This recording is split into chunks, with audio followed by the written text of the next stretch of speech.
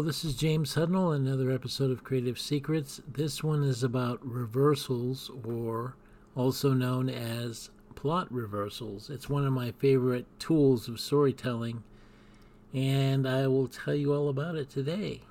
So, when we try to perform a task, things don't always happen the way we expect them to. In many cases, the opposite result occurs.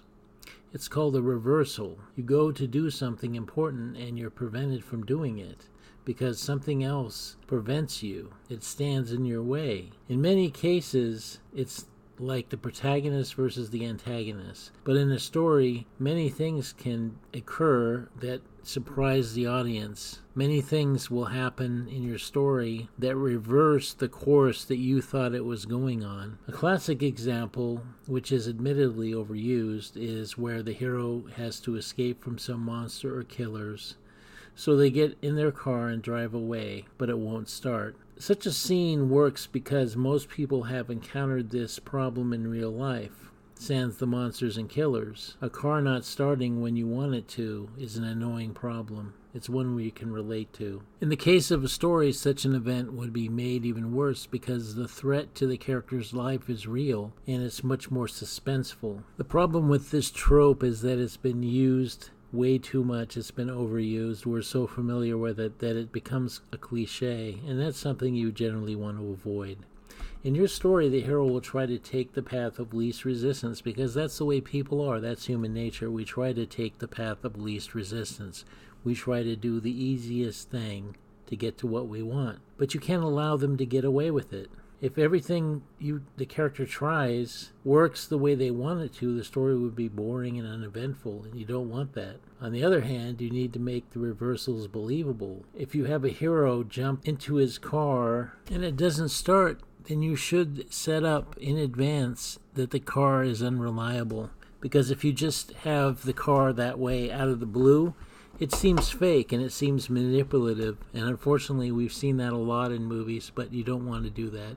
The easiest way, however, to do that is to just show the car as some kind of junker, because then people will see that and automatically assume that it probably is unreliable. So it's possible to do shorthand as a setup, so you can take that into consideration. But again, this is an overused trope. Reversals often work best when they're part of an elaborate setup. You build an immense anticipation in the audience as the hero goes to perform a task. And when he or she tries to do it, and it seems to work for a second, and then all of a sudden the reverse happens or something unexpected happens that is not what they wanted. It's a major complication reversal. The opening sequence of Raiders of the Lost Ark is a good example of this. Indiana Jones has to deal with all sorts of problems and death traps to get an ancient temple, to get a golden idol that's hidden deep within. He fills the bag with sand and tries to approximate the weight of the idol.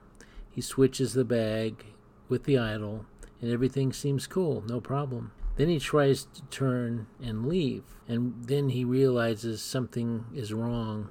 He hears a rolling noise. He's screwed up. A giant boulder has been released and it's coming right at him. And he has to run for his life to get out of there. And it's not going to be easy from then on out. Reversal should only be the beginning of a setup and with repercussions. So you can set up a reversal, but you really want to play it out. So it's a reversal, but it has repercussions that follow the reversal.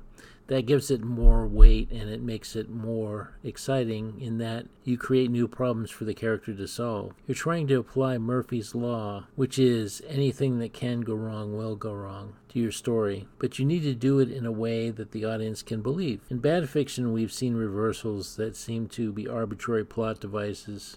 You don't want to do that. There aren't many Murphy's Laws in action. They feel more like Sturgeon's Law. 95% of everything is crap. If complicated reversal occurs, we need to set up. It can be subtle, but we have to have it be clued in that there's a reason the reversal will happen. So you're basically telling the audience when you do a setup, whether they realize it or not. You're giving them a clue that something may happen that may not be what the hero expects. Another form of reversal is the telegraph reversal. This one, the audience knows the hero is going to fail when he throws a switch or opens that door because it's been set up in advance that that switch doesn't work or that something is wrong, and only the hero doesn't know it. A lot of times a character will be ignorant of facts, and you can set up something by showing the truth that they don't know. So when they are about to do something, they find out for themselves, and you feel smarter because you know that. You, the audience, have been told that by the writer. Reversals also have another advantage. They can be used as a tool to show the character's growth as part of the character's journey. When your character finds something that doesn't work, they can show how smart they are by creatively thinking a way out of their situation. And you can use this as an opportunity to show them learning something new, something that helps them develop so that they can gain wisdom and strength, which is your goal. Reversals aren't just annoying things that happen to a character, they can be life lessons that help them advance. And for the reader, that can be meaningful. So remember, reversals create a feeling of realism, but only if they're believable. And that's it for this episode. This is James Hudnall. Please check the links below in the description. Please subscribe and please like if you haven't done so. I really appreciate it. It helps my channel, and I'll see you again next time.